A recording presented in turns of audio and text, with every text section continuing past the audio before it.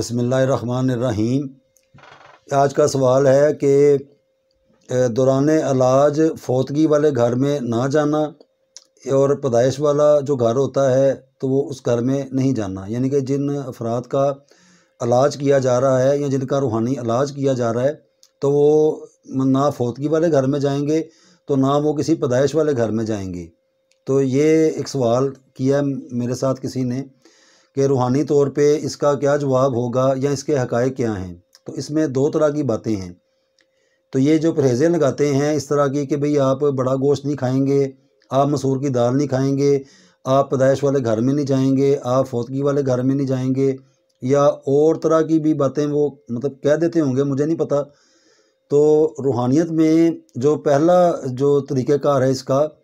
یہ وہ افراد لگاتے ہیں جنہوں نے یا تو کتابوں کے سہارے اس علم کو سیکھا، فن عملیات کو کتابوں میں سے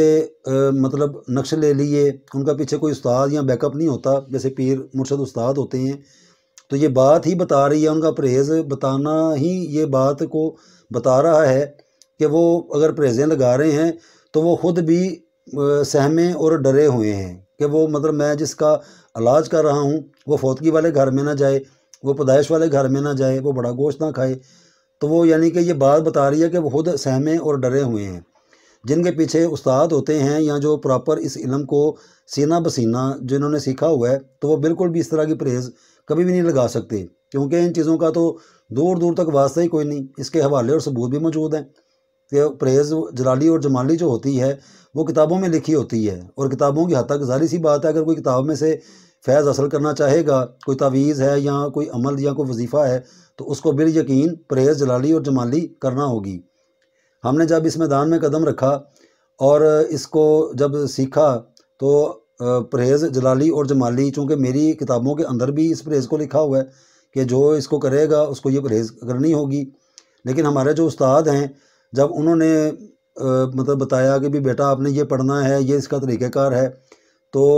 جب پرہیز ان سے پوچھی گئی تو آپ نے فرمایا بیٹا اس میں پرہیز شریعت کی ہے، آپ پرہیز کریں گے شریعت کی۔ وہ اب کیا پرہیز ہوگی؟ وہ پرہیز ہوگی کہ آپ نے جھوٹ نہیں بولنا، آپ نے زنا نہیں کرنا، آپ نے شراب نہیں پینی، آپ نے جوا نہیں کھیلنا،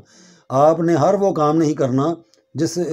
کام سے اللہ اور اللہ کے رسول نے منع کیا ہوا ہے۔ آپ وہ کریں گے جس کو اللہ اور اللہ کے رسول نے کرنے کا حکم دیا ہوا ہے۔ یہ ہے پرہیز آپ کی، اور یہ 21 دن کی، 41 دن کی یا 100 دن کی نہیں ہے، یہ ساری زندگی کے لیے ہے۔ یہ جو آپ کو ڈیوٹی دے رہے ہیں کوئی وظیفہ یا عمل پڑھنے کے لیے، تو یہ نہیں کہ آپ نے بس 21 دن جھوٹ نہیں بولنا، 21 دن زنا نہیں کرنا، اس کے بعد آپ کو ایک لائسنس مل جائے گا تو پھر آپ اپنا زنا بھی کرتے جا رہے ہیں، شرابیں بھی پیتے جا رہے ہیں تو کلامیں بھی آپ کی ویسی ہیں۔ ایسا کبھی بھی نہیں ہے، یہ ساری زندگی کی پرہیز ہے۔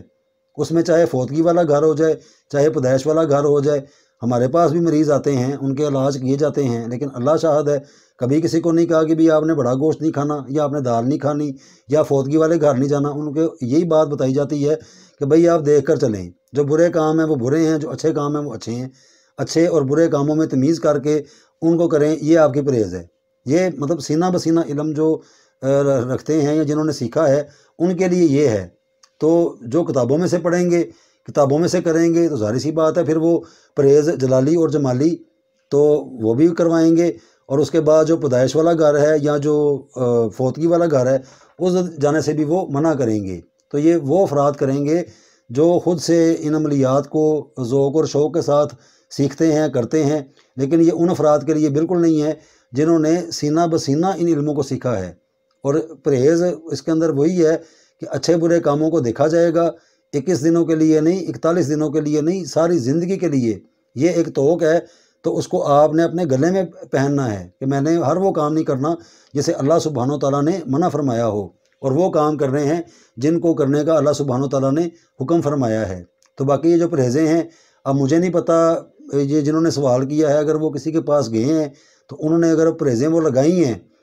انہوں نے اگر یہ فرمایا ہے ان کو، تو بالیقین ان کو پھر یہی کچھ کرنا ہوگا، پھر وہ اس قانون کو توڑیں گے نہیں،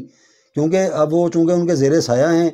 تو وہ ان کا علاج کر رہے ہیں، تو ان کے علاج کا یہ ایک پارٹ ہے، تو ان کو ان کی باتوں کو پھر ماننا ہوگا۔ میں اپنی ایک بات کر رہا ہوں، جن کے میں علاج وغیرہ کرتا ہوں، تو ان کو کوئی پرہیز نہیں ہے. پرہیز ان کی صرف ایک ہی ہے کہ بھئی آپ نے ہر وہ کام نہیں کرنا جسے اللہ نے منع کیا ہوا ہے، اور وہ کام کرنے ہیں جو اللہ نے کہے ہیں. میری یہ پرہیز ہے، یعنی کہ یہ میں کہہ رہا ہوں،